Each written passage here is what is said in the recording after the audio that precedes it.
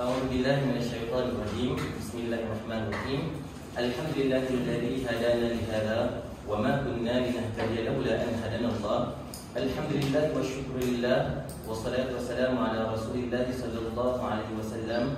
رب اشرح لنا صدورنا ويسر لنا أمورنا واحلل عقدة من ألسنتنا يفقهوا أقوالنا وبعد. السلام عليكم ورحمة الله تعالى وبركاته.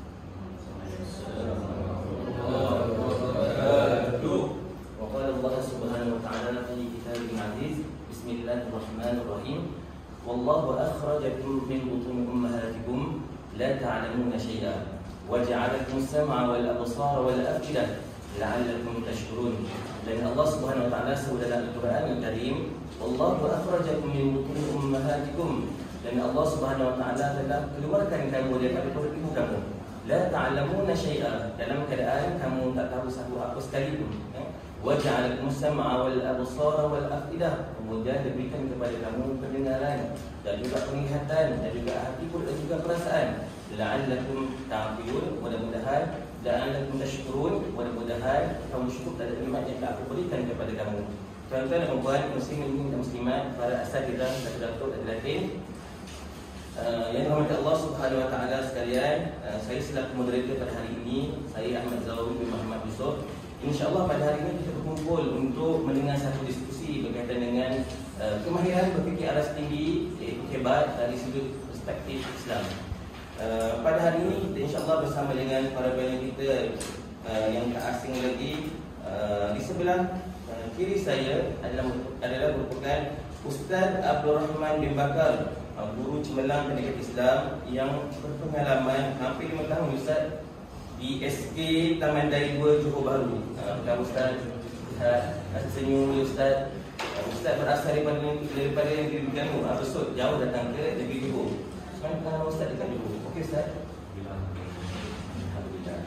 Baik, seterusnya adalah Ustaz Muhammad Syaiful Azri bin Muhammad Sa'ad, merupakan guru di SK Muhammad Khair Johari Johor Bahru, yang juga berpengalaman luas dalam bidang pendidikan Islam, memasuki tahun yang ketiga. Apa khabar Ustaz? Ya. Dengar kata Ustaz asal daripada Pahang juga? Ya. Sama juga dengan saya. Pahang juga. Alhamdulillah Ustaz. Baik, seterusnya terakhir adalah Ustaz Kamarul Arifin bin Ahmad Taha, adalah merupakan guru pendidikan Islam daripada Sekolah Kebangsaan Batu Anam Segamat. Handsome orangnya. Apa khabar Ustaz? Alhamdulillah. Sihat saja. Macam mana kesediaan Ustaz dengan cakap, dengan cerita, dengan dapat anak lama lagi? Kesediaan lagi. Alhamdulillah. Betul ya. Baik, saudara perempuan, muslimin dan muslimat dan datuk dan yang dirahmati Allah Subhanahu wa taala sekalian. Kita nak bercakap tentang kemahiran berfikir aras tinggi, kebat. Yang kita tahu kebat ini dijalankan di sekolah rendah. Bertepatan dengan kita telah memasuki fasa iaitu kebat. Kebat iaitu paksi, iaitu apa paksi itu Ustaz itu dah. Betul, pendidikan abad yang ke-21 menuntut dan memerlukan murid kita pada hari ini untuk berfikir secara terus, secara sendirinya untuk mencari satu solusi. Jadi, insyaAllah pada hari ini kita akan mengupas tentang kebat tersebut. Jadi kita insyaAllah soalan pertama kepada Ustaz Kamarul, pada pandangan Ustaz, apa yang kita boleh definisikan tentang kebat dan juga apa yang kita faham tentang konsep kebat Ustaz? Silakan. Okay, Alhamdulillah. Assalamualaikum warahmatullahi wabarakatuh. Jadi terima kasih kepada Tuan Moderator Ustaz Ahmad Zawawi kerana mukadimah yang diberikan sangat mantap, dan yang dihormati Ustaz-Ustaz yang hadir pada hari ini bagi meriahkan lagi kita punya perbincangan ataupun forum. Jadi hari ini kita nak kupas berkaitan dengan isu kebat dalam pentadbiran pendidikan Islam. Jadi sebelum kita nak kupas beberapa isu berkaitan dengan kebat ni, kita nak kenal dulu apakah itu sebenarnya kebat. Kebat ni adalah kemahiran berfikir aras tinggi. Kemahiran iaitu psikomotor, berfikir bagaimana seorang itu berfikir menggunakan keseluruhan dia yang paling tinggi. Jadi bagaimana tu? Macam mana seorang itu dapat berfikir pada arah tinggi? Jadi kebat ni secara umum dia menggunakan keupayaan untuk kita menghuraikan, menganalisis, mencipta, merefleksikan sesuatu perkara dalam kalau kita sekarang kita dalam pendidikan, kita dapat mengaplikasikan apa yang kita belajar dalam pembelajaran kita. Jadi dia antara semua perkara ni kita dapat hubungkan dengan kehidupan sebenar. Macam mana kita dapat kaitkan dengan isu semasa, kehidupan sebenar, supaya kita dapat benda tu dapat kita terapkan dalam diri kita. Jadi kehidupan ni dia bersumberkan, kalau kita tengok daripada taksonomi Bloom, bagaimana taksonomi Bloom ni boleh diubah oleh Lawrence Anderson. Jadi 4 dia ada 4 tahap kesetaraan berfikir arus tinggi ni yang kita dapat lihat. Yang pertama, kita dapat aplikasi, analisis, menilai dan mencipta. Jadi 4 perkara ini kita dapat fokuskan bagaimana kemahiran berfikir arus tinggi itu dapat digunakan dalam kehidupan kita.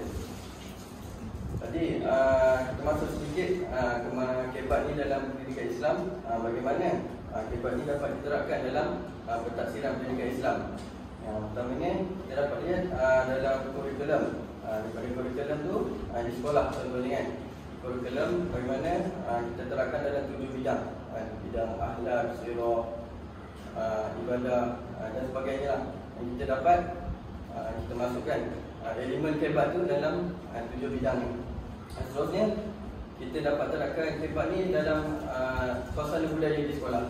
Bagaimana guru-guru memainkan peranan, guru-murid memainkan peranan. Dia dapat menerapkan elemen kebat tu dalam budaya di sekolah.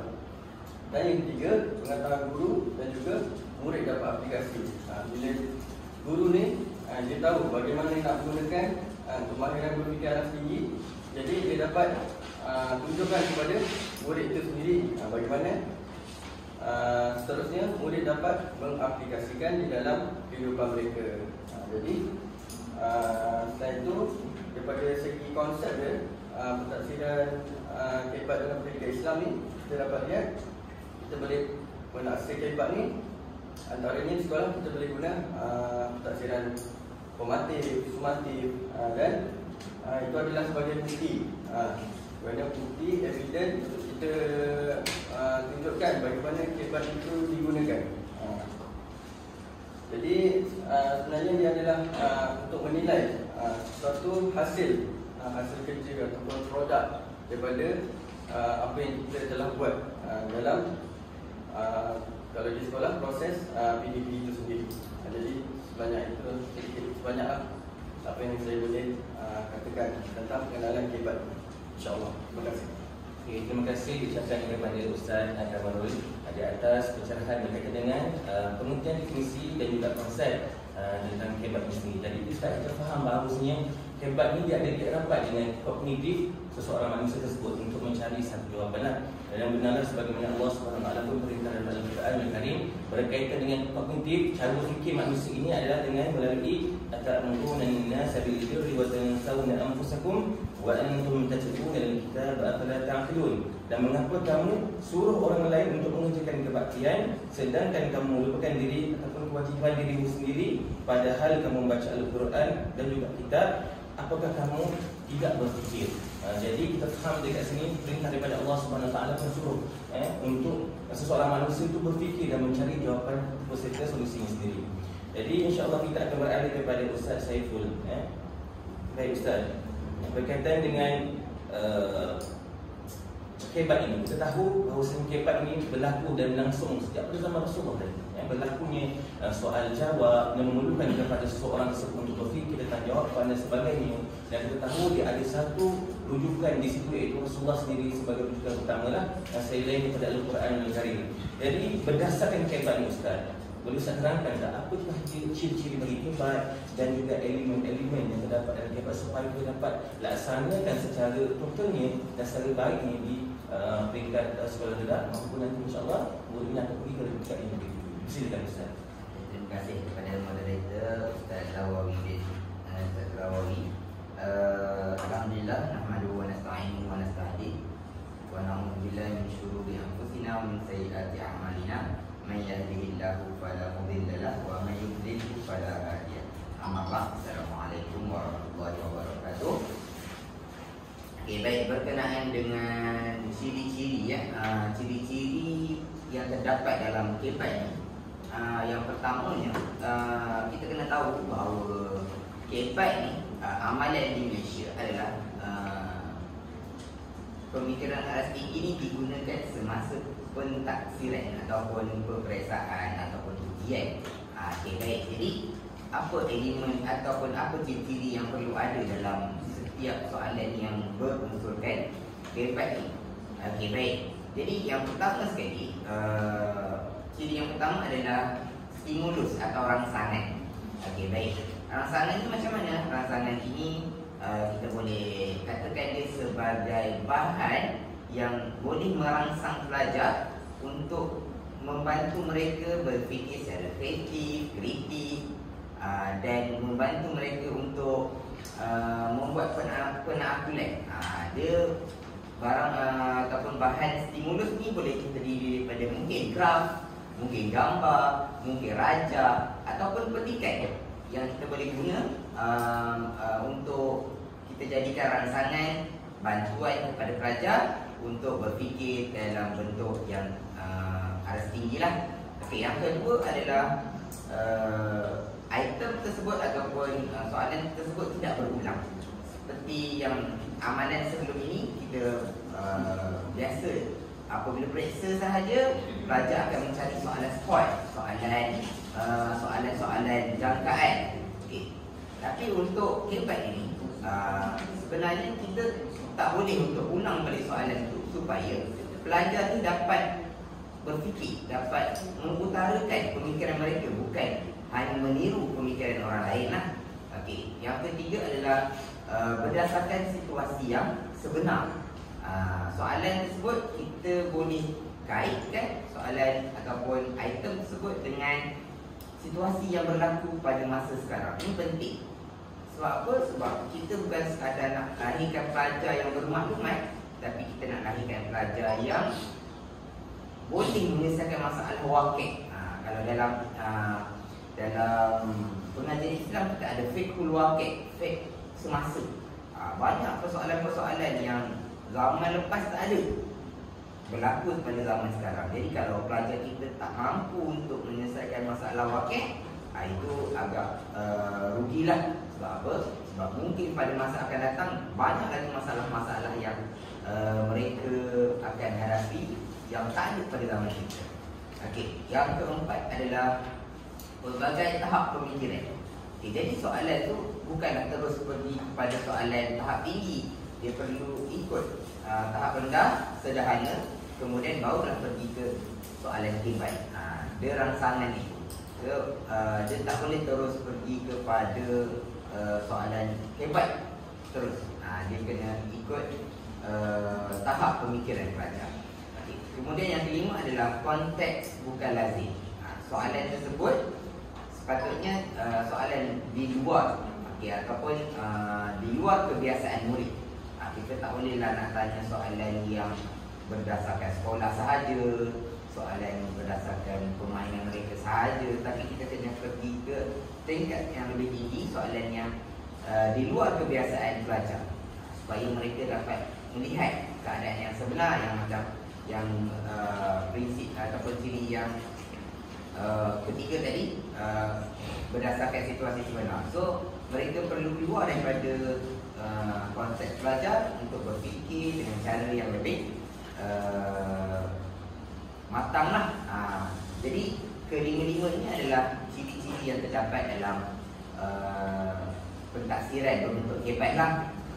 Okay. Kemudian untuk soalan yang kedua tadi berkenaan dengan elemen yang Ustaz Dawawi. Betul. Okay. Untuk elemen, oleh elemen hebat, terdapat beberapa elemen yang perlu diterapkanlah dalam melaksanakan kehidupan ni. Yang pertama, dalam pedagogi ataupun dalam pembelajaran dan pengajaran. Semasa proses pembelajaran tu, guru perlu melaksanakan pendekatan kehidupan lah. Dia tak boleh macam hanya membaca daripada buku saja ataupun daripada buku teks sajalah sumber. Kita sumber tu perlu banyak, guru perlu mencari sumber yang banyak agar merangsang pemikiran pelajar. Yang kedua adalah dalam bentuk kurikulum sendiri. Kurikulum itu perlu diubah supaya elemen yang ada dalam buku teks itu berada dalam tahap pemikiran tahap tinggi lah, ke aras tinggi. Yang ketiga adalah pentaksiran. Pentaksiran juga perlu berbentuk tempat yang ada soalan-soalan ataupun elemen-elemen yang memerlukan pelajar untuk menganalisis, untuk mentaksir, atau menganalisis, sintesis dan menilai. Okey. Kemudian yang keempat adalah sumber. Jadi dalam menyediakan sumber tempat ni, guru perlu ataupun pelajar perlu bergerak lebih luas. Jadi kita sekarang ni berada di dunia digital, maklumat di hujung jari. Kita boleh minta pelajar untuk mencari maklumat di alam maya. Okay. Kemudian adalah sokongan masyarakat. Jadi masyarakat juga berperanan dalam pengaplikasian hebat ni. Kerana apa? Kerana masyarakat perlu menukar minda mereka. Sebab masyarakat sebelum ini adalah masyarakat yang mungkin hanya terima. Okay. Jadi masyarakat perlu berubah. Jadi kena faham, apabila anak mendapat soalan yang payah, itu kita kena tahu bahawa itu adalah soalan yang untuk mengajar mereka berfikir dalam aras yang tinggi. Jadi guru apa perlu faham dan bukan komen sahaja, tetapi mereka perlu membiasakan diri dalam melaksanakan pemikiran aras tinggi. Okey, yang seterusnya adalah kurikulum. Okay, kurikulum di sekolah juga perlu menerapkan elemen hebat ni. Di samping mereka hanya beraktiviti, mereka juga perlu berfikir macam mana nak improve lagi ataupun menaik taraf lagi permainan mereka ataupun aktiviti mereka tu kepada yang boleh memberi manfaat kepada masyarakat. Okey, seterusnya adalah latihan. Okay, latihan juga perlu bersifat pemikiran tinggi. Jadi latihan-latihan yang diberi oleh guru perlu berkonsepkan pemikiran aras tinggi lah. Soalan-soalannya perlu dalam bentuk soalan yang menilai, mencipta dan menganalisis. Okay, itu sahaja pengusian daripada saya, Ustaz Zawawi. Saya beritahu kepada Dayat. Assalamualaikum warahmatullahi wabarakatuh. Terima kasih ucapkan kepada Ustaz Ibn Azri di atas penerangan berkaitan dengan ciri dan juga ilmu ini. Jadi kita mengharapkan kita yang merupakan sebagai pemain dalam industri ini sebagai penggerak ke dalam kepada bidang ini, terutama sekali bidang pendidikan Islam yang mendidik anak bangsa kita. Kita mengharapkan para guru lebih jelaslah berkaitan dengan cara untuk kita mengenal pasti, mengetahui ciri-ciri yang terdapat dalam soalan hebat tersebut serta penerapan elemen-elemen yang sepatutnya, yang penting di dalam hebat tersebut. Jadi para ustaz-ustaz, hari ini kita diserikan hadiran dengan daripada guru-guru pendidik Islam daripada ITG, pendidikan teknik pada STP Live, dan juga penonton-penonton di rumah. Jadi lepas ini kalau sekiranya para asatizah atau perempuan yang berada di rumah mempunyai sebarang persoalan, bolehlah menghubungi kita di talian 03 481 481. Baik, seterusnya kita akan pergi kepada pusingan yang kedua tuan-tuan dan puan, tetapi bukanlah soalan kita pada Ustaz Rahman dahulu. Sabar dulu, kita akan simpan soalan kepada guru pakar ini di akhirnya nanti. Kita akan pergi dahulu kepada soalan kepada Ustaz Kamarul berkaitan dengan isu kesediaan guru Ustaz dalam penekanan penerapan ilmu hebat ini. Kita faham Ustaz, ada tekangan dalam kita nak menggubal soalan-soalan berkaitan dengan hebat. Antara isu ni adalah isu kefahaman guru itu sendiri untuk mengubah soalan tersebut dan juga kesediaan guru itulah. Jadi berdasarkan isu tersebut, macam mana Ustaz kita nak memahami isu tersebut, macam mana kita nak mencari satu titik persamaan dan juga solusi. Mari persilakan Ustaz. Okey, alhamdulillah. Terima kasih Ustaz Zawawi. Jadi balik pada soalan tadi, bagaimana ada isu berkaitan dengan hebat pada kesediaan guru. Jadi kat sini kita nak ulas sedikit berkaitan dengan beberapa isu. Kita ulas secara ringkas, boleh? Okey. Jadi yang pertamanya kita tahu isu persediaan guru ni tak ada hebat. Yang pertama ialah guru itu sendiri masih menggunakan kaedah tradisional. Kaedah tradisional ni guru masih menggunakan kaedah atau teknik pendekatan perpustakaan guru. Jadi perpustakaan guru ni, guru hanya menyampaikan. Jadi murid hanya menerima saja maklumat yang diberikan oleh guru. Jadi dari situ kita boleh lihat bahawa kaedah kemahiran berfikiran tinggi ini tidak diaplikasikan dalam pengajaran. Guru hanya memikirkan bahawa dengan kaedah tradisional saja dia dapat melanjutkan proses PDP itu dengan baik. Jadi guru juga merasakan bahawa dengan kaedah itu dia boleh mencapai objektif mereka tanpa dia menerapkan elemen-elemen hebat dalam diri belajar lah. Jadi bila guru ni dia berada dalam keadaan yang dia berada dalam zon yang selesa. Jadi kita dapat lihat bahawa terdapat kesan-kesan yang kita boleh lihat dalam bilik belajar itu seperti murid pun tidak terlalu aktif. Bila murid tidak terlalu aktif, maka jadi dia akan jadi terhadlah dia punya proses PDP itu. Yang keduanya kita boleh lihat bahawa kesediaan guru dari segi guru ni kurang mahir berkenaan dengan hebat itu sendiri. Saya percaya bahawa ustaz-ustaz yang datang pada hari ini mungkin tidak tahu lagi yang bukan sebenarnya maksud hebat itu sendiri. Jadi maksud saya sendiri, bila kita dah kita buat perbincangan diskusi kan berkenaan dengan hebat ni, jadi sedikit sebanyak kita tahu apakah sebenarnya itu hebat yang kita boleh terapkan di sekolah. Okey, yang kedua ni isu dia adalah berkenaan guru ni dia kurang mahir. Kurang mahir berkenaan dengan elemen hebat ni lah. Bila guru kurang mahir, dia sendiri tak faham apa sebenarnya hebat ni. Kemahiran berfikir alas tinggi yang diceritakan mengenai bagaimana kita dapat aplikasikan analisis mencipta dalam proses PDP itu.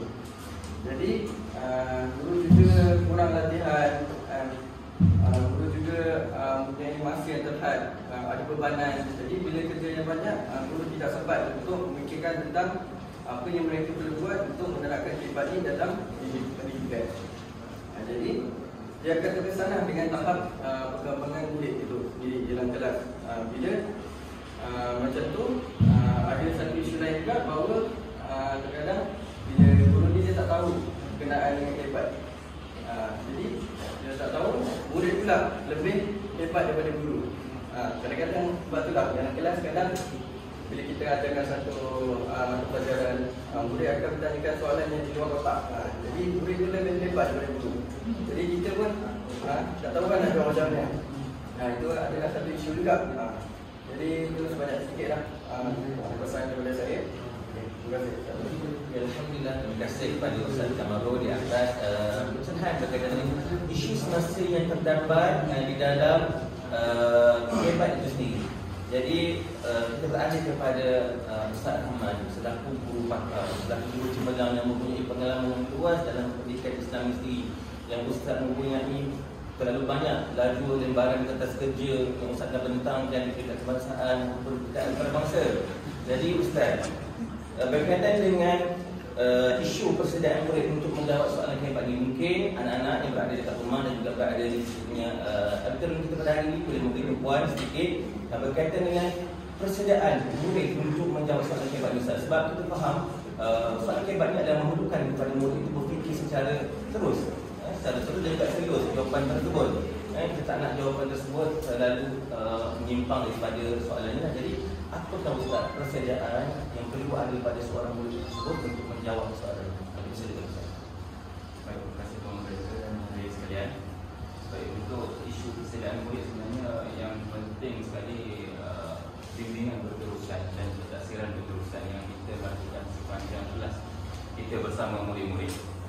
hal ini penting kerana kita sendiri yang menilai bersama dengan guru kelas, kita sebagai guru mata pelajaran ataupun guru kelas, kita sendiri yang menilai tahap pemikiran murid ataupun kemahiran berfikir arah tinggi murid mengikut tahap pemikiran mereka, ataupun disebut dalam hal lain sebagai bagaimana tahap genius, bagaimana tahap higher order thinking. Benda ini perlu dinilai berdasarkan pengetahuan, penilaian dan pentaksiran berterusan. Yang mana kita tahu pentaksiran ini mempunyai banyak kriteria. Ada yang bersifat peperiksaan sumatif, dewasa dan sebagainya. Tetapi dalam masa yang sama, kriteria permakahan perlu secara diselesaikan ataupun diberikan secara holistik oleh para guru supaya kita menghargai murid sebagai satu aset yang penting kepada individu, keluarga, masyarakat dan negara. Dan bagi saya isu-isu kurang pengetahuan adalah isu yang sudah lama. Sebelum timbulnya kehebat, kurikulum sebelum ini pun menghadapi benda yang sama. Bagi saya untuk pentaksiran yang bersifat kemahiran berfikir arah tinggi ataupun kehebat ini bukan sekadar orang kata apa, pengetahuan dilihat dari segi 3M sahaja semata-mata, menulis, mengira dan membaca, tetapi perlu dilihat secara pembentangan ataupun secara soal jawab, sumbang saran murid. Itu semua sebagaimana yang kita lalui sebagai seorang guru. Kita kena letakkan diri kita sebagai seorang anak. Kita kena letakkan diri kita berada di tempat mereka. Untuk kita apa? Untuk kita menyelami perasaan mereka, untuk kita menghadapi situasi mereka. Dan bagi saya percaya dan yakin bahawa semua guru adalah mempunyai naluri orang yang beriman, orang yang sayang pada anak ini. Dan saya yakin bahawa isu kehebat dan juga isu penyediaan soalan untuk menjadikan murid itu sebagai aset terhebat bukan dinilai semata-mata berdasarkan pengetahuan, tapi perlu melihat secara holistik. Guru juga perlu merangsang pelibatan murid yang mana kurang pasif, murid kurang respon, yang mana murid kurang komunikasi. Maknanya semua itu terletak kepada guru, yang mana kalau kita merujuk kepada Rasulullah sallallahu alaihi wasallam, sebagaimana Allah sendiri memuji kepada Rasulullah sallallahu alaihi wasallam, laqad kana lakum fi rasulillahi uswatun hasanah liman kana yarjullaha wal yawmil akhir. Maksudnya kepada contoh terbaik itu sudah ada pada Rasulullah sebagai uswah hasanah, contoh teladan yang terbaik. Jadi kita sebagai guru seharusnya kita apa-apa yang kita nak buat, yang kita nak sediakan soalan, walaupun kita rasa jangan kita rasa kita syok sendiri, jangan kita kata kita selfish, sebagaimana yang telah berlaku pada zaman dahulu. Jadi Allah sebenarnya menilai kehebat dengan dalam kalau kita tengok Al-Quran macam mana Allah menilai kehebat. Apalah yasiru, apalah yang zuru. Maknanya apalah ta'qilun, apalah tatafakkarun. Maknanya semua elemen tersebut kalau kita sinergikan, kalau kita kolaboratifkan, bermaksudnya kita nak menyediakan murid itu bukan saja untuk menjawab soalan bersifat peperiksaan semata-mata, tapi kita menilai semua skill yang ada. Macam saya ambil contoh anak saya sendiri, walaupun dia bagus, dia jujur, alhamdulillah, dia kata ustaz saya boleh jawab tapi saya tak boleh menulis. Tetapi bila kita tengok kurikulum dia ada penunjuk kanak-kanak terhebat yang masuk TV baru-baru ini dekat Langkawi. Jadi saya bersyukur dengan adanya TS25 ini ataupun transformasi sekolah yang mana yang menilai keseluruhan semua murid berdasarkan pentaksiran berterusan ataupun kemahiran berfikir arah tinggi dari segi semua sudut. Baik, wallahu a'lam. Saya serahkan kepada Tuan Moderator. Sekian, terima kasih. Terima kasih ucapkan kepada Ustaz Rahman atas penerangan berkaitan dengan isu dan juga cabaran murid untuk menjawab soalan kehebat ini. Jadi kita beralih kepada persoalan yang ketiga, iaitu sebagai cadangan juga penambahbaikan dalam bidang kehebat ini sendiri. Ustaz Saiful yang telah pergi jauh dari utara ke selatan, timur ke barat untuk menceritakan tentang kehebat ni dan berdiskusi dengan beberapa, mungkin kita tahu beberapa dengan pakar berkaitan dengan kehebat ini sendiri. Jadi apakah cadangan Ustaz ke dalam perlu ditambahbaikan dalam kehebat ini sendiri supaya pelaksanaan kehebat tersebut capai? Silakan Ustaz. Terima kasih kepada Ustaz Zawawi. Okey, baik, berkenaan dengan penambahbaikan yang kita boleh laksanakan dalam proses menyediakan pelajar ataupun pelaksanaan kehebat ini di sekolah. Pertama sekali, poin pertama saya adalah minda kita punya mindset kita. Okey, apabila kita nak bergerak daripada pembelajaran biasa kepada pemikiran aras tinggi, bukan sahaja guru, bukan sahaja pelajar, malah masyarakat sekeliling juga perlu mengubah minda mereka kepada pemikiran aras tinggi. Jadi tak bolehlah isu kita sekarang ramai yang upload di media sosial. Oh, soalan apa ni, payah soalan ni. Sebenarnya itu adalah soalan berbentuk hebat. Masyarakat kena faham, anak murid kena faham, guru kena faham. Jadi mindset kita tu kena mindset hebat. Yang kedua adalah bantuan daripada KPM lah, dengan penyediaan guru. Penyediaan guru yang bersedia untuk menerapkan kemahiran berfikir aras tinggi. Jadi latihan-latihan di IPG, latihan-latihan di pusat-pusat pendidikan perlu menerapkan elemen hebat ni. Okay. Yang ketiga adalah pelaksanaan kurikulum lah dalam pendidikan. Segala kurikulum itu perlu berteraskan pemikiran aras tinggi yang bertahap lah, bermula daripada tahap rendah, sederhana, kemudian yang tinggi. Sebab apa? Kalau terus ke yang tinggi memang tak dapat, kita payahlah untuk mencapai pelajar yang berfikir dalam aras yang tinggi. Saya rasa itu saja perkongsian saya serahkan kepada Ustaz Zahawi. Okay, terima kasih kepada Ustaz Syekul. Jadi kita berakhir kepada Ustaz Ahmad sebagai kita tahu sebagai guru pakar dalam bidang pendidikan Islam di segi Ustaz. Akhir Ustaz, rangkuman akhir atau kesimpulan yang terakhir, apakah nasihat dan juga cadangan Ustaz boleh berikan kepada kita para asatidz, guru yang mengajar pendidikan Islam dan juga anak-anak murid kita lah, bangsa kita, khususnya untuk menjawab soalan berkaitan dengan kehidupan hidup. Silakan Ustaz. Baik, bismillahirrahmanirrahim. Baik, untuk harapan kepada kita semua sebagai seorang guru dan juga sebagai seorang fasilitator, ingat zaman kini kita sebagai pemudah cara, bukan sebagai guru yang menggunakan pembelajaran sahaja semata-mata, tetapi setiap item yang kita berikan perlulah kepada kolaboratif ataupun flipper classroom ataupun perbincangan secara berterusan terhadap item. Bagi saya suka mencungkil bakat murid. Kalau dia tak boleh kepada 3M, maka apa salahnya kalau kita jemput dia ke depan untuk jawab soalan. Apatah lagi kalau kita sekarang ni modul pembelajaran interaktif ataupun modul yang menyeronok kan, yang mana kalau kita dapat adakan TMK, kalau kita dapat adakan aktiviti, kita letakkan diri kita sendiri sebagai seorang murid. Bagi saya itulah sen ataupun rangsangan terbaik untuk kita mengajar murid. Apatah lagi macam kalau saya di sekolah saya, Sekolah Kebangsaan Taman Daya itu, kita mempunyai berbagai latar belakang murid. Salah satu model TS25 ini bukan saja murid kaum Melayu, bahkan Cina, Iban, daripada Sabah, Sarawak, Indonesia. Kalau kita tahu warga asing sekarang memang sedang memerhatikan konsep TS25 ini. Maka harapan saya yang terbaik adalah kalau saya sebagai seorang guru baru, saya sentiasa bertanya kepada guru-guru lama CPK ataupun guru DG 48, 44. Mereka tidak segan-silu untuk berkongsi pengalaman mereka dalam melahirkan murid, kemenjadian murid TS25 ini. Dan untuk menghasilkan kemahiran berfikir aras tinggi, perlu kita adakan banyak lagi program dan juga seminar. Mana sebab kita sendiri bermula dengan kosong. Maksudnya daripada seminar ataupun program berterusan itulah kita dapat input yang berterusan. Maksudnya murid-murid walaupun kurang pengetahuan tetapi dia dapat dia punya sel-sel otak berhubung melalui rangsangan-rangsangan yang kita adakan. Bagi saya insyaAllah kerjasama antara individu, keluarga, masyarakat dan juga negara sangat-sangat berkait rapat dengan kemenjadian murid untuk kita menghadapi ketidaksesuaian berterusan ataupun kemahiran berfikir aras tinggi ini. Tidak lain tidak bukan bergantung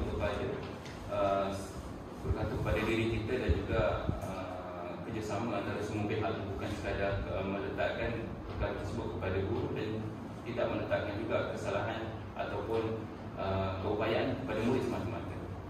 Jadi wallahu a'lam. Terima kasih ucapkan kepada Ustaz Rahman atas cadangan dan perbaikan ke dalam kerabat itu sendiri. Kita sebagai guru Ustaz dan juga sebagai penjawab awam, kita ingin mendukung dan juga menjunjung perintah yang betul dan Agung, juga kita menurut KPM Kementerian sendiri dan Pendidikan Malaysia untuk menjalankan kebat ini, sebab kita faham melalui KPM ini telah menggariskan dan menekankan tentang Pelan Pembangunan Pendidikan Malaysia PPM, nama dia daripada 2013 hingga 2025, kemudian beralih pula kepada TS 25 pula, iaitu menekankan tentang kemahiran berfikir supaya murid ataupun pelajar kita ni mampu mempunyai tahap pemikiran yang lebih inovatif, lebih kreatif, lebih kritis, supaya mereka ni mampu untuk menyelesaikan segala permasalahan tersebut dengan baik. Jadi insya-Allah kita sekarang ni berada di akhir rancangan, dan kita mengucapkan ribuan terima kasih kepada semua panel kita, kepada ustaz dan ustazah, dan juga kepada semua sekali para penonton yang menonton dan menyaksikan sama ada di dalam Zoom kita dan juga di rumah. Mudah-mudahan Allah Subhanahu Wa Taala memberikan kefahaman kepada kita, dan insya-Allah sekali diberi kesempatan lagi di lain masa, insya-Allah kita akan bertemu di lain masa insya-Allah. Jadi setakat itu saja daripada saya. Assalamualaikum warahmatullahi taala wabarakatuh. Terima kasih.